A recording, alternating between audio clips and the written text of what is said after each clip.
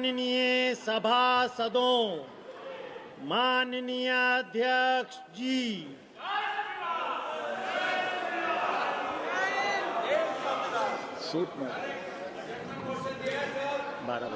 बारह बजे बाद क्वेश्चन नंबर 41 श्री कीर्ति आजाद। मंत्री जी, प्रश्न संख्या 41। माननीय मंत्री जी। Sir, the answer has been placed on the table of the House. ठीक है अध्यक्ष जी, आपके संरक्षण की आवश्यकता।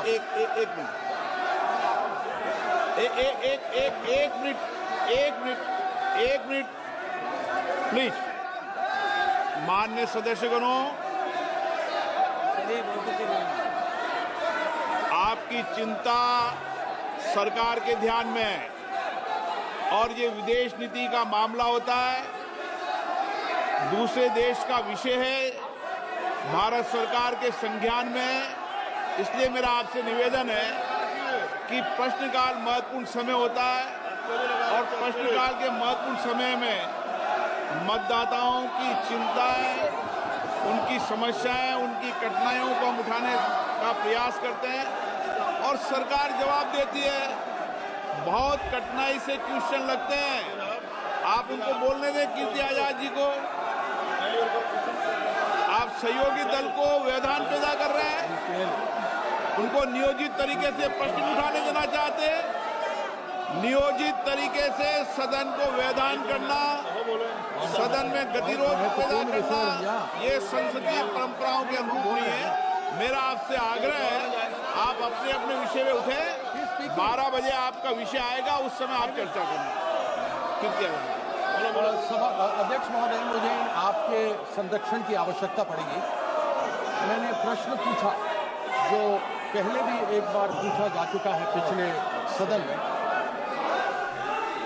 यहाँ पर जवाब 2023 में सिविल एविएशन मंत्रालय ने दिया था और अभी भी उन्होंने कहा है कि नमो drone DD scheme ministry of agriculture and farmers का मैं समझ में आता है।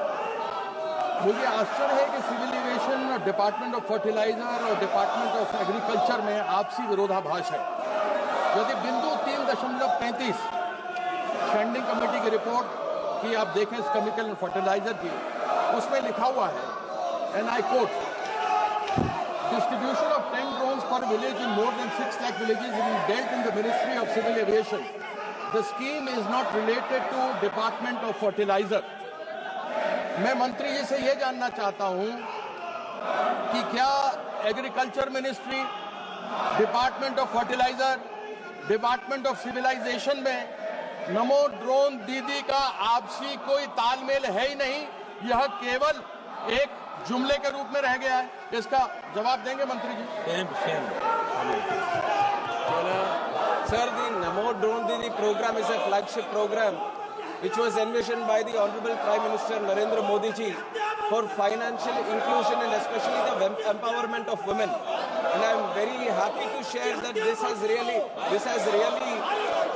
improved the earning of the women, in which we have done this thing also, sir.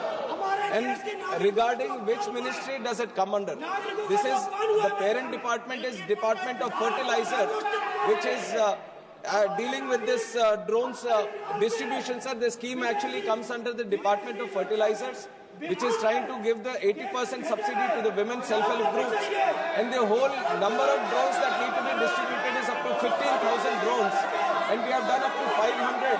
And why we are trying to see how the remaining 14,500 will be done is through indigenization. We want to promote more indigenization of drones. So this is a collective effort. Ministry of Civil Aviation, Ministry of Agriculture, Department of Fertilizer. Collectively we want to see and promote the utilization of drones in agriculture, because we see a direct impact, especially in the earnings that the usage of drones can give to the owner of the drone, and also the impact it can have in the agricultural production and the reduction of the fertilizer or pesticides that get used in agriculture, sir. And the figure of distributing these 10 drones, this has come up in a discussion between these ministries when we were trying to promote. to look at the potential itself. What will be the potential? We have come up with the aspirational figure that we can have at least 10 drones per village. And initially through the Namo Drone Didi program, we are doing 15,000 drones. Distribution 500 have been done, and in the remaining time period, stipulated time for the Drone Didi in these 3 years, we are going to see that the remaining 14,500 drones are also going to be distributed. Supplementary sir देखिए, विरोधाभास आ गया। मैंने कहा मुझे आपके संरक्षण की आवश्यकता है। 3.33 स्टैंडिंग कमेटी की जो रिपोर्ट है उसमें लिखा हुआ है, and I quote, distribution of 10 drones per village is more than 6 lakh villages is being dealt in Ministry of Civil Aviation. This scheme is not related to Department of Fertilizer. अभी मंत्री जी ने कहा कि डिपार्टमेंट ऑफ फर्टिलाइजर का है, लेकिन ये standing committee की रिपोर्ट है जो बोलती है कि नहीं है। तो मैं ये जानना चाहता हूं कि ये स्कीम है तो किसका है। लेकिन इस पर आगे बढ़ते हुए मेरा प्रश्न है कि मंत्रालय ने माना है, क्या यह सच नहीं है कि मंत्रालय ने माना है कि 6.6 लाख गांव के अंदर ड्रोन देने हैं, और यदि एक गांव में 10 ट्रैक्टर हैं तो 10 ड्रोन, यानी 6.6 लाख गांव के अंदर 66 लाख ड्रोन की आवश्यकता है, जो मंत्री जी ने माना इनको प्रोवाइड करना है। तो मैं ये जानना चाहता हूं, क्या 15,000 ड्रोन क्या पूरे हो जाएंगे देश के लिए? क्या ये सफिशिएंट है? धीरे धीरे होंगे माननीय मंत्री। नहीं, मैं इसको सर कंप्लीट कर लूं। सर इसको कंप्लीट करना है। एक सर, ड्रोन्स की इस्तेमाल हम बहुत ज्यादा कर सकते हैं इस देश में। There is a lot of potential for the utilization of drones, and not just in agriculture. I have 50 use cases in 12 departments itself, and the use cases are limitless. The possibilities are endless. But when it comes to utilization of drones in agriculture, one is the Namo Drone Didi program, to which we are giving 15,000. And when it comes to these 10 drones per village and 6 lakh villages, this is an aspirational figure that we have.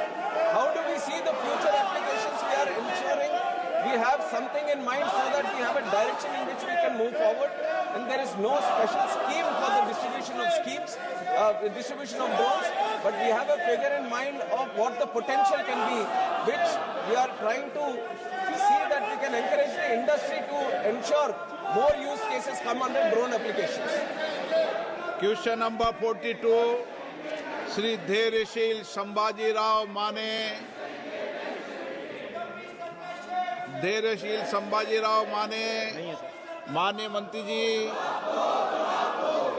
Sudhir Gupta. माननीय अध्यक्ष। सुधीर गुप्ता जी। माननीय अध्यक्ष जी, मुझे प्रश्न क्रमांक 42 पर बोलने का अवसर दिया, बहुत बहुत धन्यवाद।